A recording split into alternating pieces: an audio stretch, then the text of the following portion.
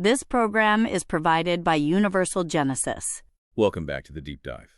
Today you've given us some material that, well, it doesn't just analyze Western philosophy. It seems to completely redefine its purpose.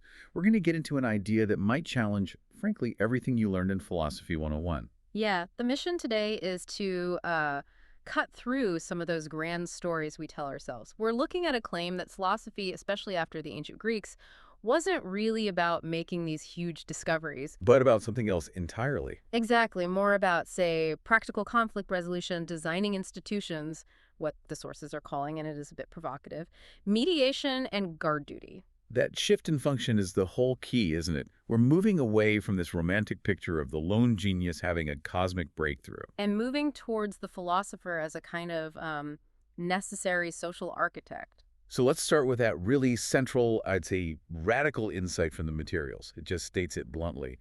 Kant made no new philosophical discoveries. And it adds that Descartes' Cogito might be the only real exception in the modern era. That's a huge claim. I mean, how do you even start to defend that? Well, it's about the changing structure of knowledge itself.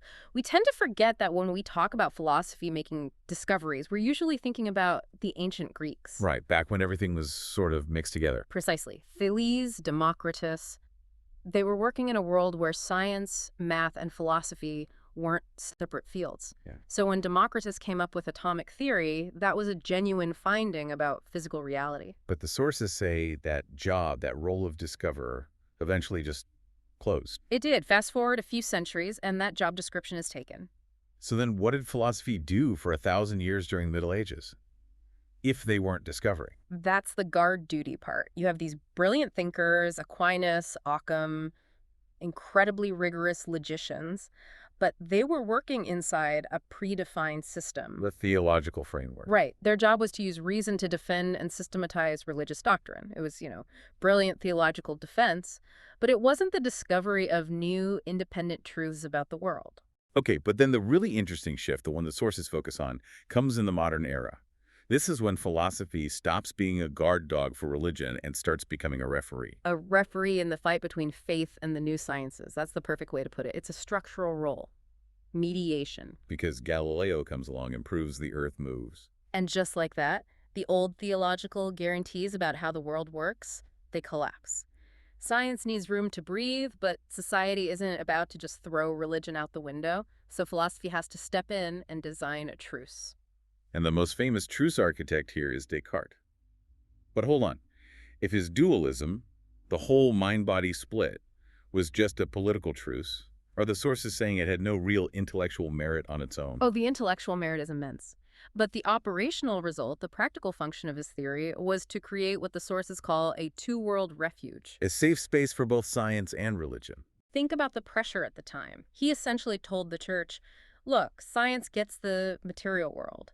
The body as a machine, the planets, all the mechanical stuff, that's their sandbox. And you get to keep the mind, the soul, free will. That's your domain. Yeah. It was this brilliant conceptual framework that allowed two warring powers to coexist without destroying each other.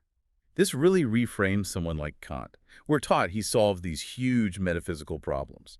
But the sources see him as a master negotiator. He created the most sophisticated, the most enduring truths, really, by setting the limits of reason. Okay, break that down. He essentially says, science gets the world of phenomena. Anything we can measure, anything we can experience, that's yours. But God, freedom, immortality, all the big metaphysical questions, those are relegated to what he called the noumenal realm, the thing in itself. The untouchable zone. Exactly, a place guaranteed only by morality and practical reason. So it wasn't a discovery about God, it was a containment strategy, a conceptual firewall. And Hegel. Yeah. What was his role in all this mediation? Hegel was the giant editor. He looked at the chaos of his time, history, religion, and tried to weave it all into one rational system. He basically offered a philosophical update of Christianity, making God rational and historical.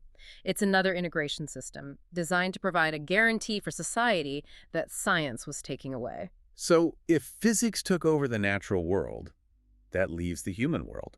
Let's talk about ethics and politics. Can we find discoveries there? Scientific truths about how we should live? And that's a critical distinction the sources make. The answer is no.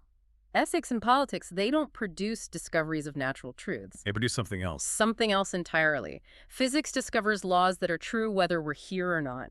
Ethics and politics, they produce, let's call them institutional inventions or normative proposals. So we invent the idea of justice. We don't discover it somewhere out there. Exactly. Ethics gives us normative design. When Kant proposes his universalization principle, or the utilitarians come up with their happiness calculus. These are tools. Brilliant tools. They are blueprints for how a stable, rational society could operate.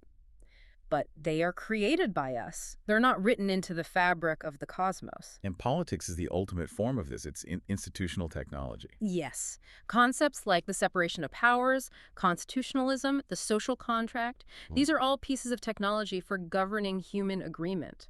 They have to be invented, tested, refined, because their subject is us, not nature. Your materials really single out Aristotle's politics here. It's framed as this early, super realistic social science. What made his approach to, running society well so different from his teacher, Plato? Well, Plato was the idealist, right? He designed this perfect abstract system of justice from the top down. Philosopher kings, no private property, a rigid hierarchy. But Aristotle was more of a pragmatist. He was an empirical scientist. The sources mention he collected and analyzed 158 different constitutions from Greek city-states. He wanted to see what actually worked. He was writing a social operation manual. So he was looking at the data, not just the theory. Exactly. His goal for the state was something called eudaimonia. Isn't just happiness, it's more like human flourishing through virtuous action. Politics, for him, was the practical system for making that possible. And for that, you need one thing above all else. Stability. Stability. And his insights on how to get it are, frankly, timeless. Okay, so what were the big ones? First, the absolute necessity of a large middle class. He saw that if a society is all super rich and super poor, you just get chaos. Oligarchy on one side, mob rule on the other. Right. The middle class acts as a ballast, a social thermostat. They keep things from getting too hot or too cold. What was the other key? The rule of law. He argued that even the wisest ruler is still human, still prone to passion and error. So the law itself, abstract, impartial, and constant, must be the ultimate ruler. People serve the law, not the other way around. This bottom-up, empirical approach is why his work was really the blueprint for modernity, much more than Plato's utopia. This idea of designing institutions brings us to maybe the sharpest insight in the source material. The fact that modern science, modern political theory, and modern economics all seem to explode at the same time and overwhelmingly in Protestant parts of Europe. That can't be a coincidence. It's not. The sources argue it's a direct result of the collapse of vertical authority. Meaning the Catholic Church. Right. When the Protestant Reformation shattered that central guarantee, it destroyed two kinds of certainty at once. The certainty about the natural world and the certainty about the social world. Exactly. The church no longer provided the final word on the order of nature, and it no longer provided the final word on the order of society. This forced people into a state of what the sources call total self-design. They had to build their world from the ground up. So in the natural world. You get the scientific method. If God's truth isn't handed down from an authority, you have to go out and measure the world yourself. That's Galileo. That's Newton. And for society. You have to design new rules. If order isn't divinely given, you need a social contract like Hobbes. Or you need Locke to carefully design property rights and a separation of powers.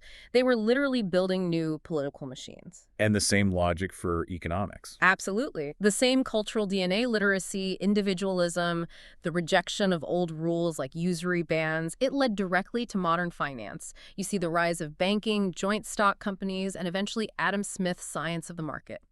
The same forces gave birth to all three major domains of knowledge all at once in the same place. So if science took the physical world and social science took governance, what was left for philosophy in the 20th and 21st centuries, the sources say it kind of retreated into what they call infinite ethics. Yeah, and that's the result of what you could call the death of metaphysics. Think about classical ethics, Plato or Kant. It was always anchored to something. To a universal principle. The idea of the good or universal reason. Exactly. It had a foundation. But when the Enlightenment and everything that followed dismantled those foundations, ethics lost its anchor. And with no anchor, the ship just drifts. It does. You get infinite proliferation. Every new technology, AI, gene editing, the metaverse, creates a brand new set of ethical problems that have to be debated endlessly because there's no absolute criterion to judge them by. And this is where the sources make a pretty sharp critique. linking this to the idea of a permanent left. Mm-hmm. This constant reevaluation of all standards becomes, in a way, self-destructive. It risks creating a self-destructive permanent revolution. I mean, for a civilization to actually function, you need some stable, agreed-upon rules. Law, trade, just daily life. If the very definition of the good is always up for grabs, always being revised, then you can never build anything lasting. You're always arguing about the blueprint instead of building the house. Which brings us to the new philosophies trying to solve this, like new realism and object-oriented ontology, they claim to be the way out of this mess. But the materials you gave us are very skeptical. They call them postmodern rehashes. They are deeply skeptical because while these movements claim to be postmodern, to get back to a reality outside of human perception, they carry over the same fatal flaw. Which is? The destruction of value and hierarchy. How so? Well, a core idea in O is that all objects are equally important. A human, a rock, a microbe, a piece of code. They all have the same ontological status. Okay, I see the problem. If you can't make a rational distinction between the value of a human life and the value of a rock, how can you possibly build a legal system? Or a moral code? They offer zero ability to build a society. But what about their big claim? That they can describe the world before humans, the ancestral realm, the Big Bang, and so on. They're just borrowing from science. They take the story that cosmology and physics have already written, and then they wrap a philosophical language around it to defend it. They don't provide any independent way of knowing that reality. If science vanished tomorrow, their entire ancestral realm would vanish with it. So the verdict is they're just abstract metaphysics, no practical use. None. Unlike Aristotle's work, which was a manual for running a state, these philosophies offer no guide for law, ethics, or life, and ideas that can't help sustain a civilization. Well, they tend not to last very long. So we've seen philosophy's job shift to mediation, and we've seen that when its metaphysical ground disappeared, it became a bit lost, creating these infinite ethical debates. That's the trajectory. But this is where the listener's material offers a powerful and I think really exciting solution for what philosophy should do next. It has to stop chasing physics, or physis. And it has to become, as they put it, metata episteme. The science of meta-knowledge. Which is really a return to Aristotle's original idea of metaphysics, not the supernatural, but the study of the structure that sits above all the individual sciences, to find the common elements that run through all organized knowledge. And your sources identify exactly what those common structural elements are, the threads that connect everything. Right. They are time, causality, information, constraint, and freedom. You can see that immediately. Of course. Imagine you lay out all the Nobel Prize fields on a table. Physics, medicine, economics, literature. They seem totally different, but every single one of them deals with those 5 structures. How does causality work in quantum mechanics versus an economic market? What role does constraint play in genetics versus constitutional law? So if philosophy becomes the architect of this meta-knowledge science, it becomes the great integrator again, it recovers its original Aristotelian function, and it secures its absolute relevance for the 21st century, an age that's going to be dominated by AI and computation. So it leaves a challenge for you. If philosophy is redefined as this architecture of meta-knowledge, built on time, causality, information, constraint, and freedom, how would you start to build a framework that compares the structural laws of, say, fluid dynamics with the structural laws of economic markets? What common language could possibly unite them? Think on that until our next deep dive. This program is provided by Universal Genesis.